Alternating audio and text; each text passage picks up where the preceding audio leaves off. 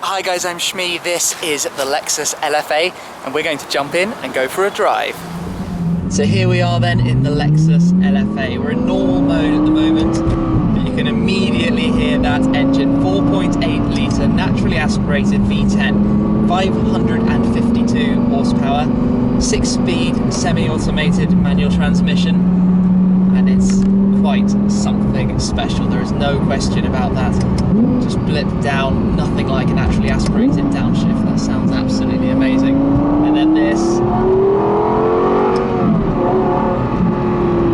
That's just absolutely breathtaking. What a noise. Wow.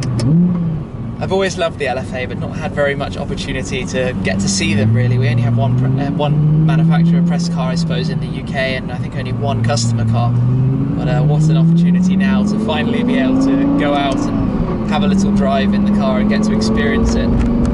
You really do feel everything through the car. It feels very race car-like. As the gears change, you have all the sounds going on around you, and you can feel everything about it. There's all sorts of customization you can do with the dials that I've shown you, to do with sort of lighting up at different RPMs for marking your shift points and all of that. You've got this dial here that you can go down into wet mode, or you can turn it up into sport mode and you get a new look rev counter. The shifts get quicker, so in the slowest mode, they're half a second. That's very gentle and relaxed, I suppose. In the fast mode, 0.2 seconds. You can also have the Nürburgring edition car. There are 50 of those, and in the Nürburgring edition it's 0.15 seconds. But it's just something seriously special. So you can pull both paddles into neutral. It revs so quickly, and that's why the rev counter is digital, because an analog dial can't keep up with doing that so quickly, all the way up to 9,000 RPM. Oh wow. But this is something. The observant ones amongst you might notice that this is the yellow Lexus car. This is the one that Mr. Jeremy Clarkson drove in the Top Gear race to Mexico.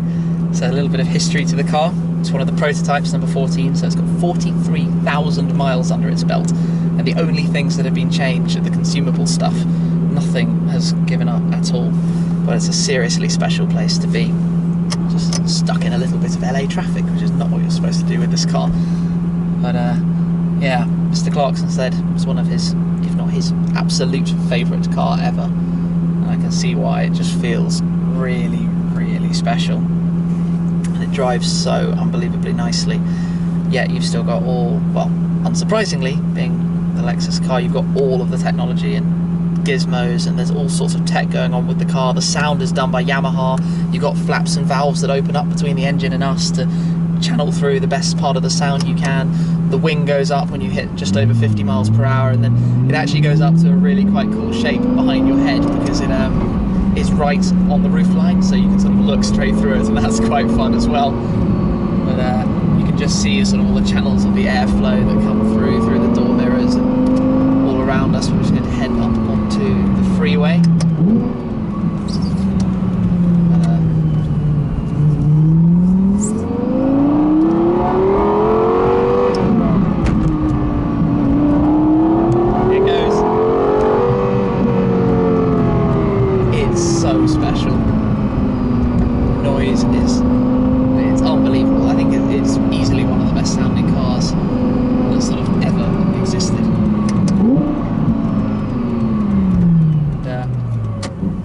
No problem driving it either. Seems to be handling everything pretty well. I was sort of a little bit nervous there might be some juddering or clunkiness, but not at all. It pulls away, which is quite unusual in a semi-automated car, that it can pull away cleanly like this, and it goes all the way to a top speed of 202 miles per hour, which is, needless to say, pretty quick.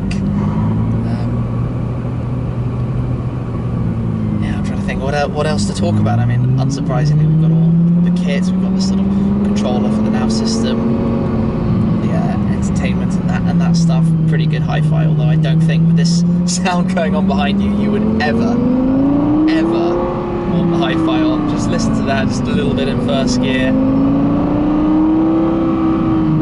It's astonishing, absolutely astonishing. The car itself, I mean, this car is 2009-10ish, before the model came out. They started building them in late 2010 for 2 years or so. Cost around $400,000 US. And yeah, it's something. It's really something. Just be better if we weren't in traffic. Nearly free.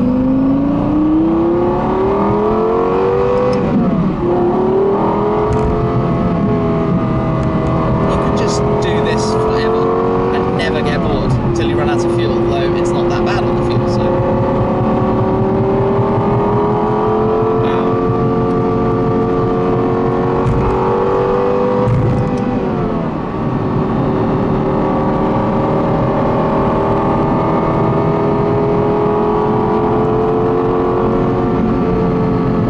And then you get an excuse to downshift again.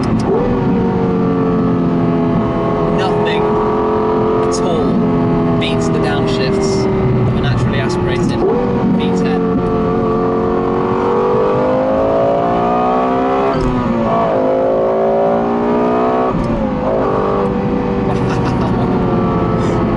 Oh wow.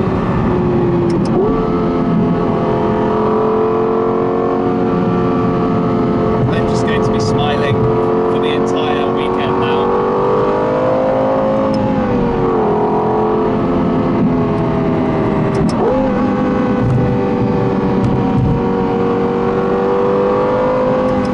Back then at Lexus from that little drive in the LFA, my first experience and initial, I guess, impressions as it were, driving in this car. Not a full-on technical sort of look at it, but the thing that absolutely takes over everything, and I said it enough and I'm so sorry to say it again, is the sound. That car is amazing. The noise of it has to be pretty much the best ever, and I've been wanting to get up close and have a go and film one and make some videos with the LFA for a long time, so being able to do so now is absolutely wonderful. Big thank you to them for making it possible, and yeah, I hope you enjoyed the little video and some input on the car. I guess it speaks for itself. It's the LFA, it's a limited run car, it is incredibly special, and yeah, I'm pretty sure it's going to be a future classic because they won't be making another one in a hurry. But like I said, thank you very much for watching. Make sure you're subscribed, check out the other videos with this car here, and I'll catch up with you again very soon. Cheers! This is prototype number 14 from the factory, and I've been allowed to come and take a look at the car. It's got this slit through the bonnet here, which sucks air through over the engine, and circular screen inside this bezel because it actually moves left to right.